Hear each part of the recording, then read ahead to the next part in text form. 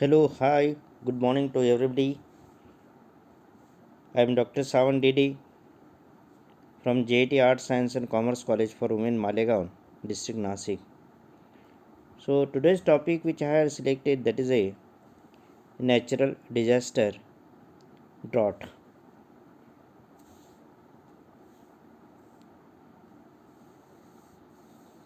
Drought is a natural disaster which damages of ground usually caused by dry weather. So which is a few states of our union face from time to time.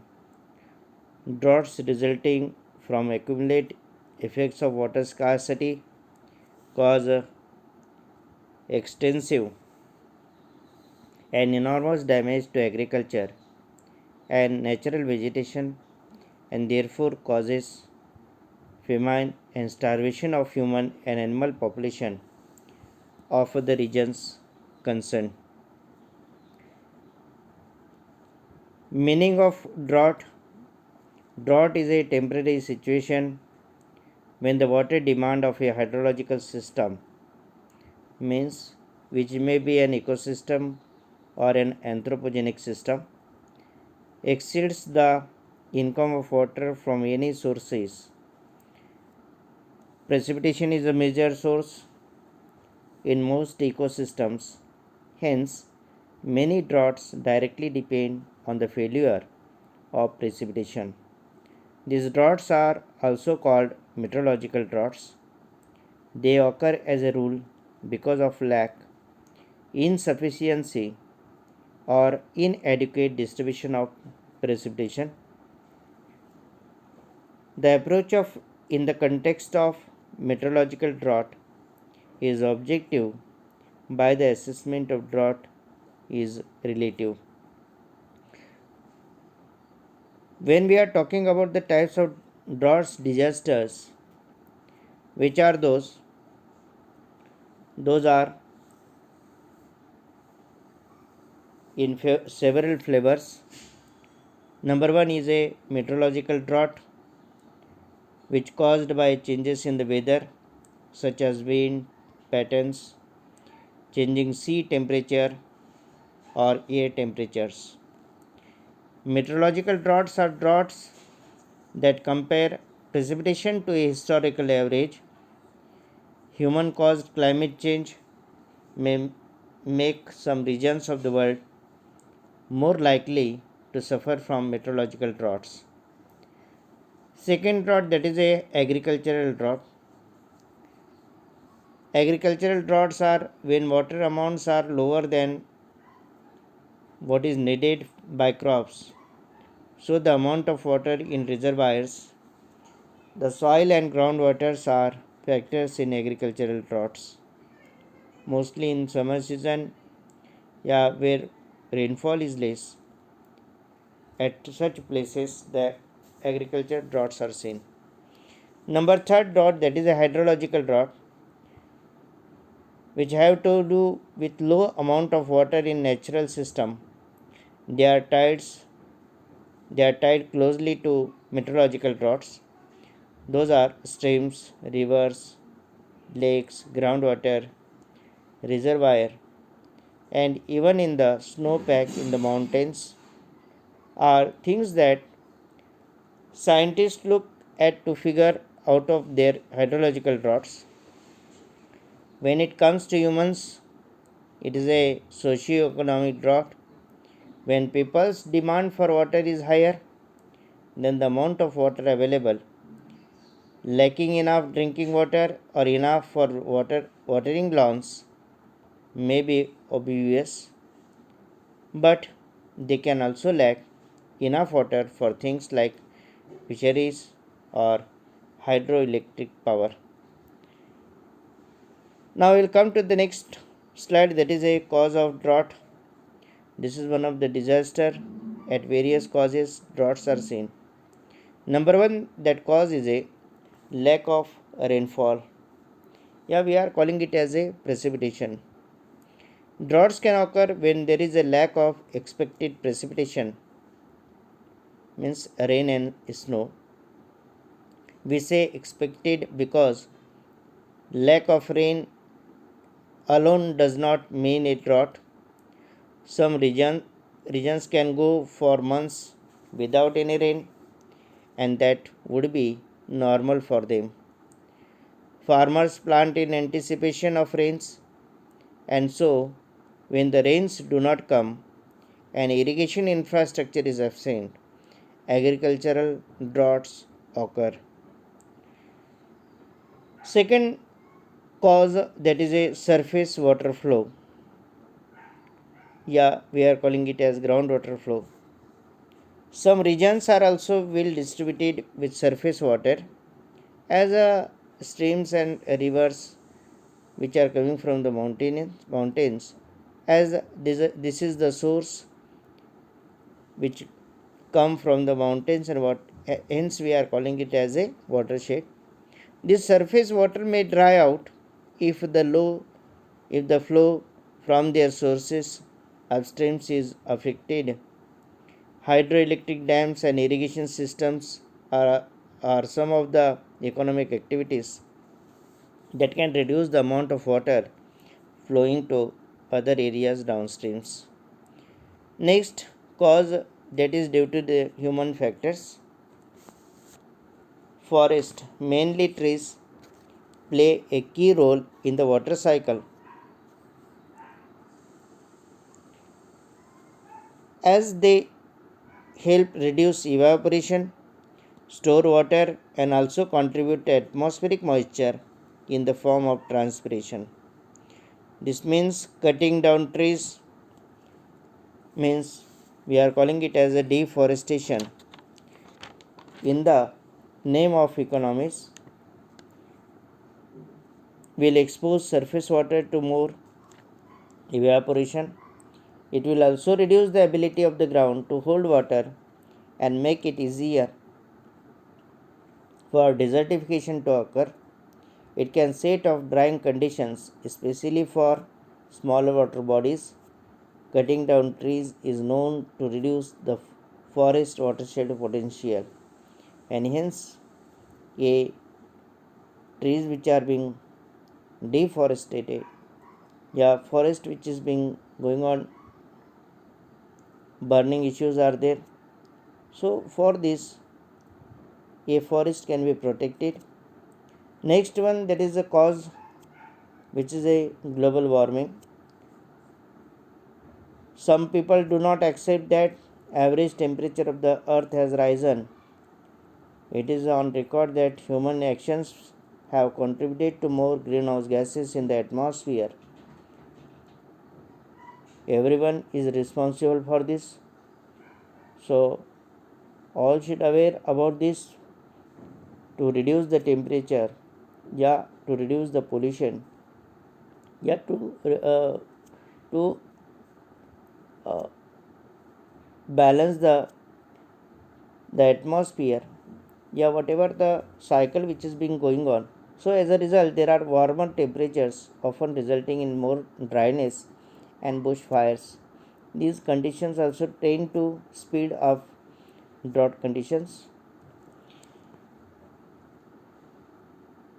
Effects are seen. Those effects are: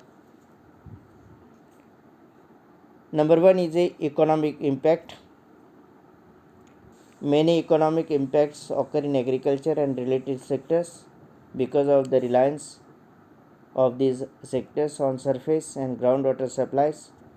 In addition to losses in yield in crop and livestock production, drought is associated with insect infestations, plant disease, and wind erosion. The incidence of forest and range fire increases.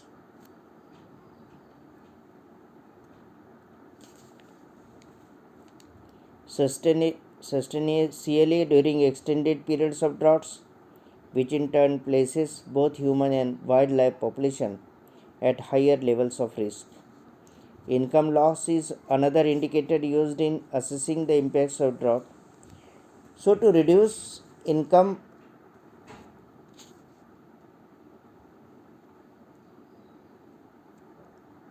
for farmers has a ripple effect. Retailers and others who provide goods and services to farmers face reduced business. This leads to unemployment, increased credit risk for financial institutions, capital shortfalls, and eventual loss of tax revenue for local, state, and federal governments. Prices for food, energy, and other products increase as supplies are reduced. In some cases, local shortages of certain goods result in importing these goods from outside the drought stricken region. Reduced water supply impairs the navigability of rivers and results in increased transportation cost because products must be transported by alternative means. Hydropower productions may also be significantly affected. Second effect which is being seen, that is a environmental impact. Environmental losses are the result of damages to plant and animal species, wildlife habitat, and air and water quality, forest and range fires, degradation of landscape quality, loss of biodiversity, and soil erosion. Some of these effects are short term conditions returning to normal following the end of the drought. Other environmental effects last for some time and may even become permanent as wildlife habitat. For example, we will say that it may be degraded through the loss of wetlands, lakes, and vegetation. However, many species eventually recover from this temporary aberration. The degradation of landscape quality, including increased soil erosion, may lead to a more permanent loss of biological productivity. Number third effect, that is of a social impact. Social impacts involves public safety, health, conflicts between water users, reduced quality of life, and inequities in the distribution of impacts, and disaster relief. Many of the impacts identified as economic and environmental have social components as well. Population migration is a significant problem in many countries, often stimulated by greater supply of food and water elsewhere. Migration is usually to urban areas within the stressed area or to region outside the drought area. Migration may even be to adjacent countries. When the drought has abated, the migrants seldom return home, depriving rural areas of valuable human resources. So, the drought migrants place increased pressure on the social infrastructure of the urban areas, leading to increased poverty and social unrest. So, to prevent provision of relief measures, which are those several steps have been taken. Number first step which is taken as a provision of immediate relief measures to disaster affected peoples. There should be a correct picture of the nature and magnitude of disasters. Very often the new media report their own misconceptions instead of reporting the real events. This is not done deliberately. The misconceptions about the particular natural event arise because of the personal opinion of the observer or analyzer. It is therefore desirable for the international communities to respond to the official request to the concerned government only. Second provision, that is a prediction of hazards and disasters. Priorities must be decided before undertaking the remedial and relief measures. For example, relief measures must be concentrated in the high density areas of the affected locality. special rescue tools, communication equipments, heavy machines to remove debris, water pumps, cement, and technicians are more important than drugs and doctors because the health dangers after disasters are predominantly environmental in character and not medical. Third provision to take for the relief measures is measures of adjustment to natural hazards. So it should be provided by foreign countries only after they are requested by the affected country because unsolicited and unwanted supplies of main and material create confusion and complicate the problems created by particular disasters events. Instead of solving them, many of the countries, after hearing the disasters in the newspapers, immediately dispatch huge consignments of medicines and doctors who are not needed so much. Thus, huge amount of money is wasted on medicines which otherwise is more needed in other assistance areas. So, to lastly, the conclusion to be noted that dry weather causes droughts. It usually occurs in summer season due to hot and dry weather. It mainly causes due to less rainfall. Second one, that is a droughts affects economic, environment and social resource. It can be mitigated by irrigation and crop rotation. We can prevent from droughts by using water in proper ways. So growing plants as much as we can and avoid deforestation. So management should be there as a transparent management of drought should be there. States should keep regular liaison with the Department of Agriculture and cooperation should be there. Working relation of the NGOs and all construction of water conservation sources and management should be there. Enhance the productions of the drought affected areas should be noted. Reservoirs should be protected. Again, wherever the shortage of water is there, farmers should be advised to protect the to conserve the reservoirs. Arrangement of rainwater harvesting should be done. Construction of tanks should be done. Structure of checking dams can be built. Yeah, groundwater recharge schemes be designed and implemented. Yeah, strict control of digging tube wells and restrictions of electric connections should be avoided. Possible sprinklers and drip irrigation schemes. Yeah, technology should be used, adopted, and hence a people should be educated to conserve available water and to put it into maximum use. The state government should form vigilance squad for on the spot inspection of drought related works undertaken in drought affected areas.